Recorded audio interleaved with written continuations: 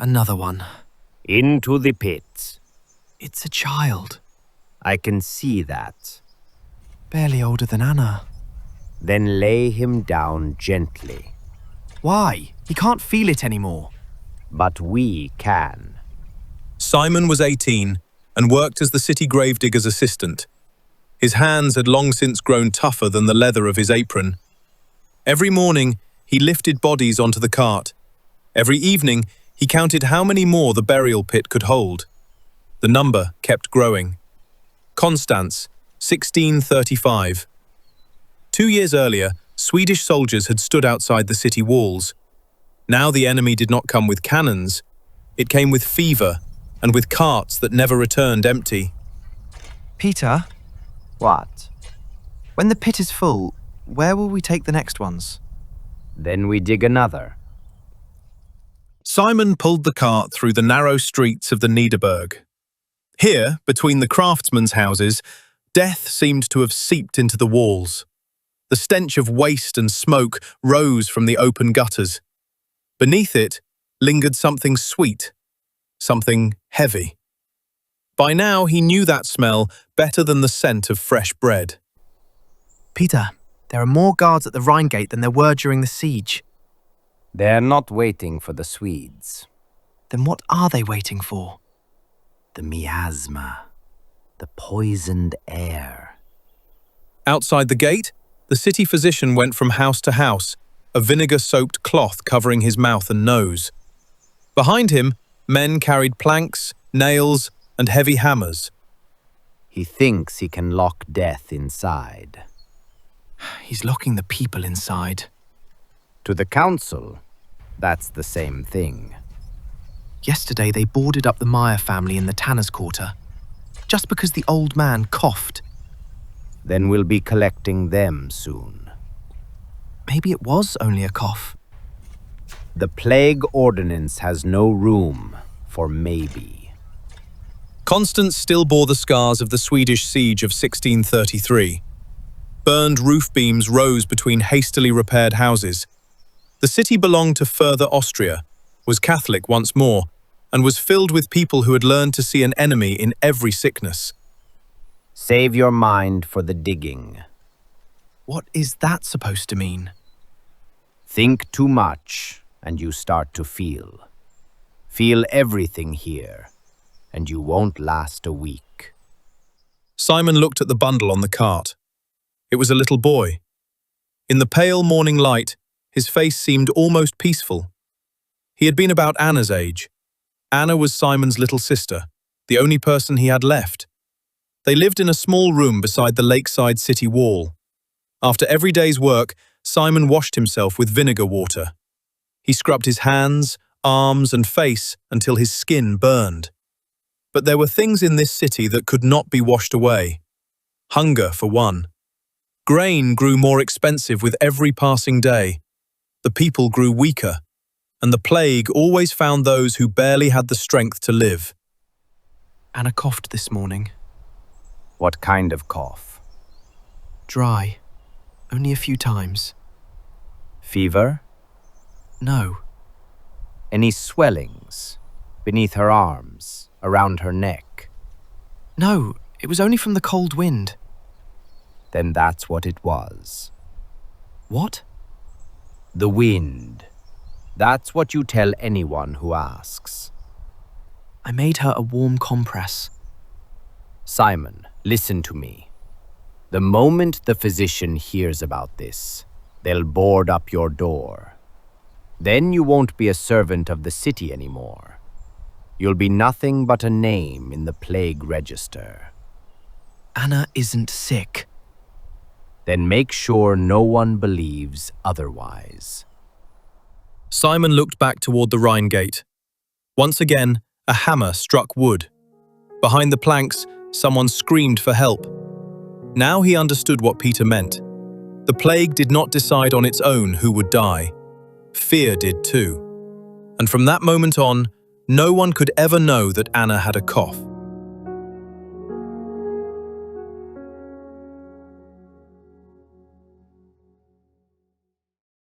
The plague pit outside the city grew wider with every passing day, and still it was never large enough. Simon dug until his arms trembled. Peter sent the bodies down to him, one after another. Don't look. I'm not looking. You always look. Simon drove his spade into the earth. Beside his foot lay the hand of a young girl. Her fingers were slender. A braided ribbon was still tied around one of them. Anna wore one just like it. We need to go back early today. We're not finished. Anna is alone. Simon, She coughed again this morning. then dig faster. The sun hung above the pit. The stench of decay, sweat, and freshly broken earth burned in Simon's throat. Dark swellings showed beneath some of the clothes. He forced himself not to think about Anna, but with every body, he asked himself the same question. When would he see her face down here? A door opens and quickly closes again. A bolt slides into place. Anna, I'm here. why is it so dark? The light hurt my eyes. Simon set down the soup and stepped toward her bed. Anna's face was flushed. Sweat had plastered her hair to her forehead. Simon placed a hand against her skin. He pulled it away at once. I'm cold. You're burning. My throat hurts. Since when? Since midday. Why didn't you say anything? You weren't here. Simon held the light closer to her face, then to her neck, then beneath her arms. What are you looking for? Nothing. Simon? There's nothing there. No dark marks, no swellings. Not yet. It's only a fever. From this damp room. Or from the cough? No. You said coughing was dangerous. Only when other people do it. Simon burned herbs until smoke filled the room. Rosemary, juniper, and everything Peter had given him. The physicians claimed that foul air carried the plague. Simon did not know whether that was true, but he could not simply sit there and do nothing. Drink. It hurts. Just one sip. There were men outside. What men? The ones with the boards. They boarded up the door next door. Because of Frau Weber. She was screaming. Keep your voice down. She said she wasn't sick. Anna, be quiet. Then they took her away. Simon froze. The footsteps drew closer. Are they here for me? No, Simon?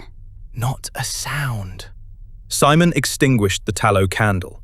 The room sank into darkness. He drew the knife from his belt and stood in front of Anna's bed. Are they gone? Yes. Simon remained by the door. He knew where they took the sick, to the overcrowded houses beyond the city gate, to the place whose screams carried into the Niederberg at night. Those who entered rarely returned. I won't let them take you. What are you going to do? Whatever it takes. In the name of the council, open the door. We know you're hiding one of the sick. It was the fourth day. Simon had covered the windows and barely left Anna alone. But in the Niederberg, no cough remained secret for long. Simon? Not a sound. Simon, gravedigger's assistant, open the door.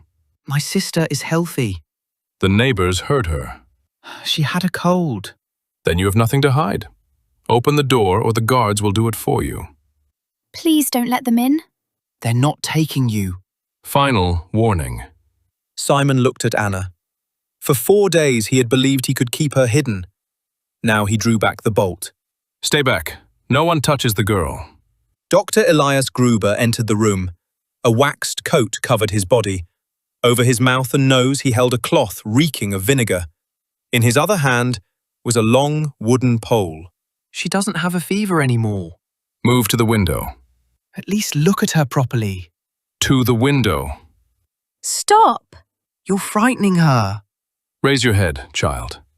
No. Your head. Don't touch her. Gruber pushed Anna's hair aside. There was a swelling on her neck, small, red. But for the physician it was enough. There it is. That isn't a plague bubo. Inflamed throat, shortness of breath, swelling. She coughed, nothing more. The poison is already inside her. You don't know that. I don't need to know. I cannot take the risk. She's hungry. She's freezing. That's why she's weak. Guards, take her to the plague house. Simon! No, you're not taking her to the plague house. Hold him. She'll die there. At least there she won't endanger the entire city. Simon, help me! Herr Physicus, please. I'll keep her here. No one will come in, no one will go out. You already tried that. She's 16. And contagious. She's my sister! That means nothing to the plague. Simon! Anna! You will remain here. I'm going with her. You spent 4 days beneath the same roof. I'm healthy. For now. The city needs me at the burial pit. What the city needs most is one less corpse in its streets. Who will bury the dead? The council will find someone who obeys the plague ordinances. 12 days under observation. Guards, make sure no bread or water gets inside until the period is over. At least give me water. No one is to open this door. You're leaving me here to die. I'm preventing others from dying with you. Anna! Gruber! You can't leave me here. Simon threw himself against the door. But with every blow of the hammer, another sliver of light vanished from the room. Then he could no longer hear Anna. Only the hammer. On the first day, Simon screamed until his voice failed. On the second, he threw himself against the door. On the third, a guard came. Still alive? Let me out. The 12 days aren't over yet. I'm not sick. They all say that. What about my sister? The plague house is full. Is she alive? I don't know, but they will take care of her. Then find out. My orders are to watch this door, not your family. I haven't had anything to drink in 3 days. No one wants to go near the house. You're leaving me to starve. The Physicus gave the order. I don't have the plague. Then you'll survive the 12 days. And if I don't? The guard walks away. On the fourth day, Simon drank rainwater that seeped through a crack in the wall. On the fifth, he caught a mouse. By the sixth, there was nothing left. Hello? Is anyone there? On the seventh day, he stopped knocking. Simon, Anna? why did you let them take me? I'm coming to you. You can't even stand. Where are you? In the pit?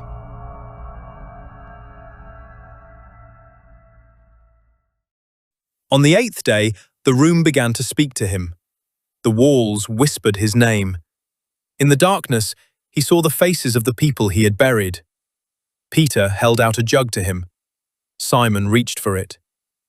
His hand closed around empty air. Please.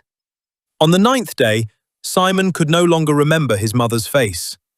On the 10th, he began to forget the sound of Anna's voice. That frightened him more than death.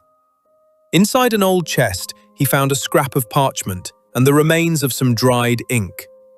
He did not write to say farewell. He wrote so that someone would know what they had done. My name is Simon.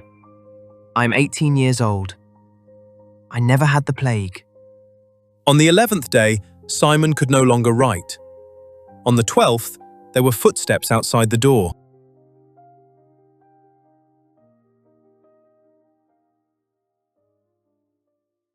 On the 13th morning, the plague was still in Konstanz. But Simon's 12 days were over. Remove the boards. Herr Physicus, What?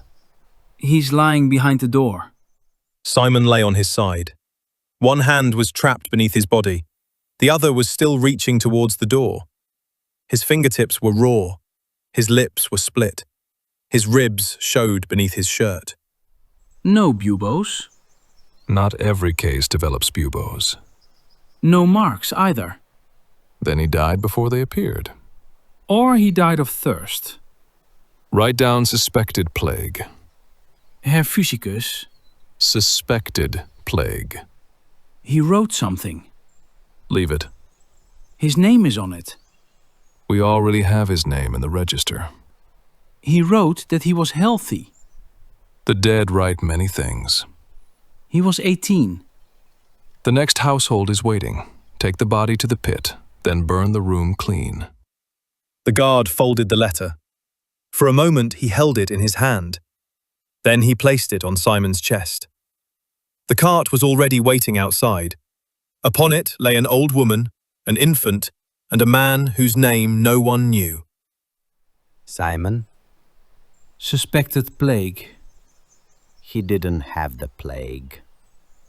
That's what the register will say. Before noon, the room was fumigated with smoke and vinegar.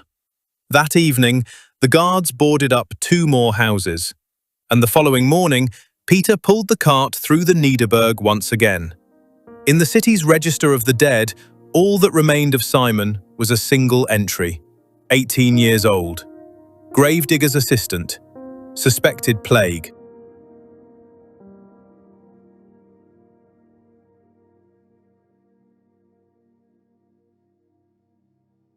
Anna did not die. For 4 nights, fever passed through her in waves. At times, she heard the prayers of the Capuchin brothers beside the beds. At other times, she heard nothing at all. When the fever finally broke, she awoke beneath a rough woolen blanket. Her throat still hurt, but the swelling had begun to recede. She could breathe without fighting for every breath. The brothers moved her away from the dying and placed her among those who had survived the worst of their illness. Even there, no one spoke of recovery. In the Clag House, a person could improve in the morning and be dead before nightfall. Brother Johannes came to her each day. He brought water, thin broth, and when there was enough, a small piece of bread. Brother Johannes, you told me yesterday that I had been here for more than 2 weeks. I need you to tell me the exact number of days, because my brother was left alone when they brought me here. This is your 17th day, Anna. Your fever has passed, but we must continue to watch you. If the swelling returns, or if another sign of the sickness appears, you cannot be allowed back inside the city. Simon was locked in our room when they took me away. The door was sealed and a guard stood outside it. My brother told them that he was healthy, but they would not listen to him. If 17 days have passed, then he has been alone all that time. I cannot enter Konstanz to look for him. Those of us who serve here are kept apart from the city, just as you are. The men who bring the dead sometimes carry news, but they rarely know more than a name and the place where a body was collected. I can ask whether anyone has heard of your brother, though I cannot promise that an answer will come. Please ask them. His name is Simon. He is 18 years old and he works with Peter, the gravedigger. If Simon is still inside that room, he will believe I have forgotten him. Then I will ask. But you must understand that silence will not tell us whether he is living or dead. In these weeks, names disappear before anyone has time to remember them. Brother Johannes asked the carters, the grave workers, and the men who carried supplies between the Clag House and the city gate. None of them gave him a certain answer. 3 days later, Anna was allowed to leave. Brother Johannes handed her a folded paper bearing a seal. The guards at the gate will demand this before they allow you to enter. It states that you were held under suspicion, that the required period of observation has ended, and that you may return to the city. You will have to tell me everything written on it. I cannot read, and I do not want a guard to claim that the paper says something else. There is no accusation in it. Your name is written here, followed by the place where you were held and the day of your release. It says that you showed no further signs of the sickness during the final days of observation. Does it say whether I truly had the plague? No. The paper records what was done with you. Then it is a record of their decision, not of my illness. Yes, that is what it is. Anna folded the paper carefully and placed it beneath her dress. Then she began the walk back towards Konstanz. She had survived the sickness. She did not yet know what the city had done to Simon. At the gate, a guard ordered Anna to hold the paper at arm's length, read it without touching it, and studied her face for any sign of doubt. Only then did he let her pass. People stepped aside in the streets. Some recognized her plague dress, others the paper in her hand. She returned to the room she had shared with Simon. The warning sign was gone, but fragments of seal and deep marks in the wood remained where he had tried to break in. Inside, the walls were freshly lime-washed. Blankets, clothes, Simon's bowl and his small knife were gone, burned as contaminated. Anna stayed until dusk, turning to the door at every passing step. Simon did not return. Before nightfall, she went to find Peter. Anna? They told us that no one taken to the Clag house came back. When I saw you walking towards me, I thought for a moment that the light was deceiving me. The people who told you that were wrong. Some of us survived, and the brothers kept me until they believed I could return without bringing the sickness with me. I have been away for 20 days, Peter. When I reached our room, Simon was gone. I need you to tell me what happened to him. They brought him to the burial ground on the 13th morning after the room was sealed. I recognized him before they lowered him from the cart. I had known the boy for quite some time, and I was the one who placed him in the earth. Did he have the plague? You have buried enough of its victims to know what it does to a body. Tell me what you saw. Even if you believe the truth will hurt me. I saw none of the swellings we had been finding beneath the arms and along the neck. There were no dark marks on his skin, and his body did not look consumed by fever. He was thin, Anna. Far thinner than he had been 13 days earlier. His lips were split, and there was almost nothing left of him. I told the men who brought him that the boy appeared to have died from hunger and thirst. They ordered me to stop examining him and prepare the grave. Then Simon told the truth. He was healthy when they closed the door, and the plague never came. They waited for a sickness that was not there while he died from what they refused to give him. That is what I believe. But belief carries little weight once a name has been entered into the plague register. The men who delivered him said the city had already recorded the cause. Where did you bury him? Peter led her beyond the marked graves to a long stretch of disturbed earth. The bodies came too quickly for separate graves. We laid them in rows and covered one row before beginning the next. Simon lies somewhere beneath this ground, but I cannot show you the exact place. There was no stone, no cross, and no time to mark where one body ended and another began. What did they write beside his name? The carter had seen the entry. It called Simon a suspected plague victim. That explains why they locked him inside. It does not explain what killed him. The city will not make that distinction willingly. If you challenge what has been written, they will tell you that every order was given to protect Konstanz. They will speak about rules, necessity, and the number of people who were dying. They may call it whatever they choose. I still want to hear the words they wrote about my brother. If those words are all the city intends to leave behind, I need to know them exactly. The following morning, Anna waited outside the rooms of Dr. Elias Gruber.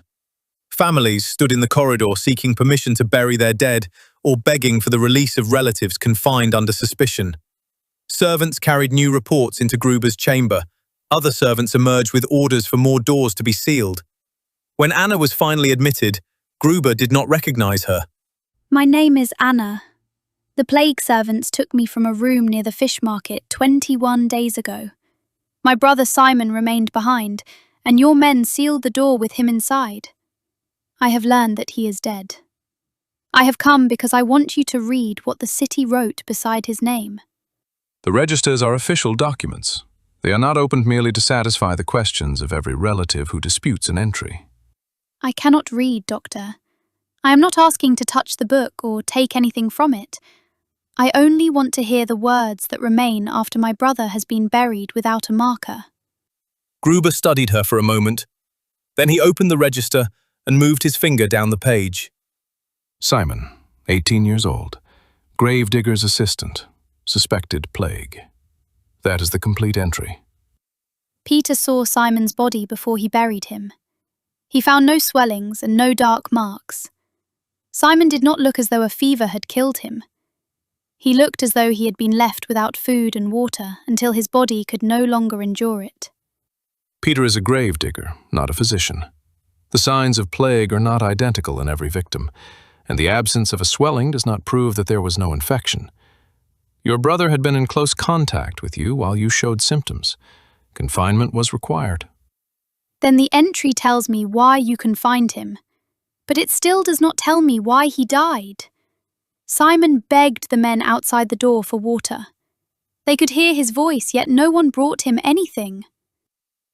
You speak as though we had servants to spare and safe ways to enter every infected dwelling. The city was losing people each day. A single careless contact could spread the sickness into another street. We were forced to decide which dangers could be accepted and which could not.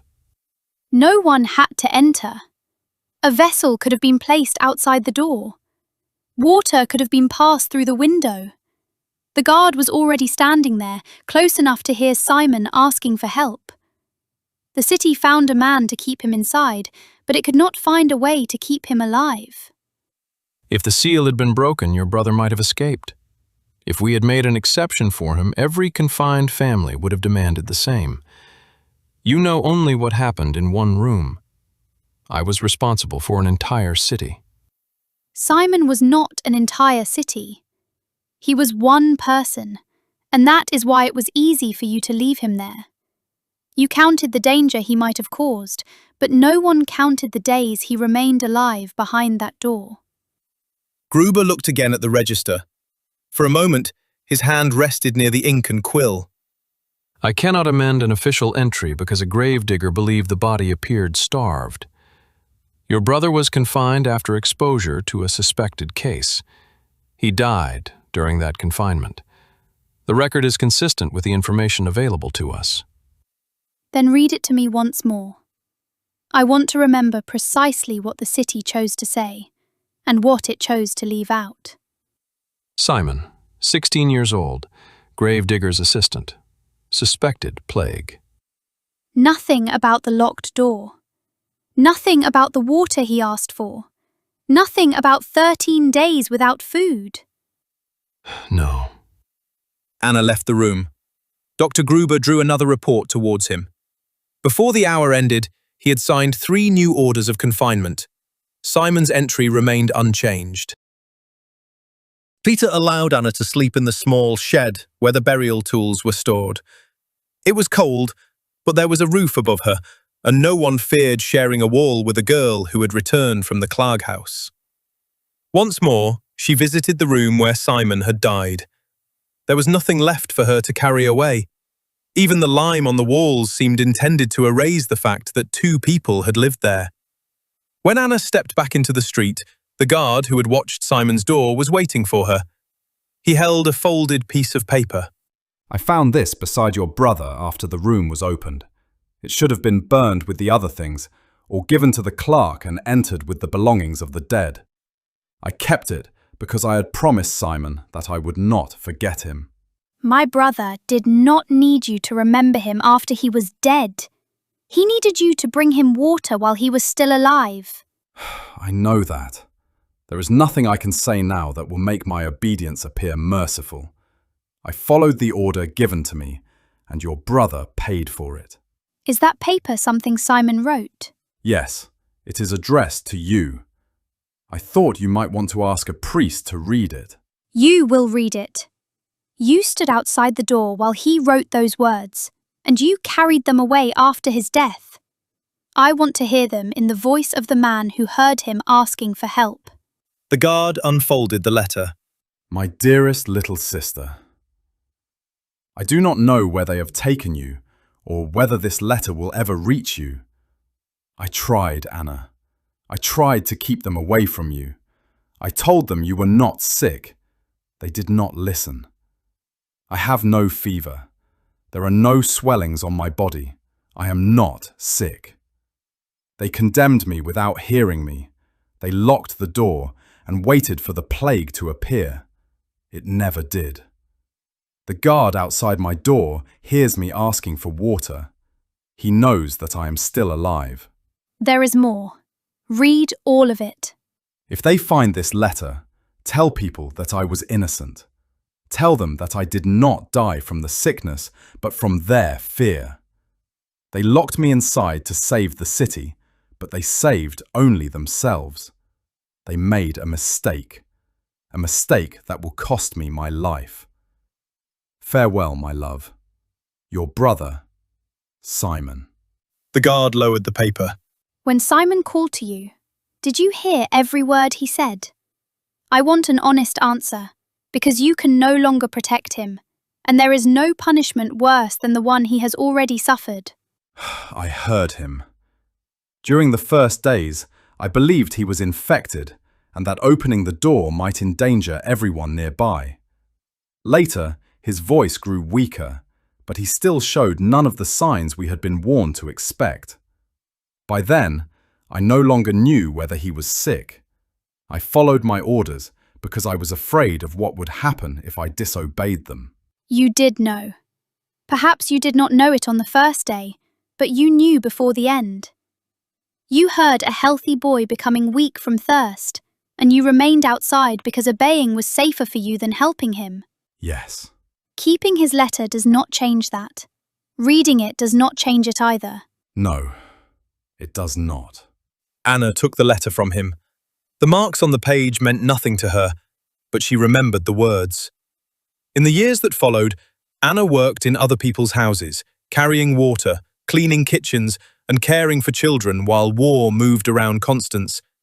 She never learned to read. When people said Simon had died of the plague, she corrected them.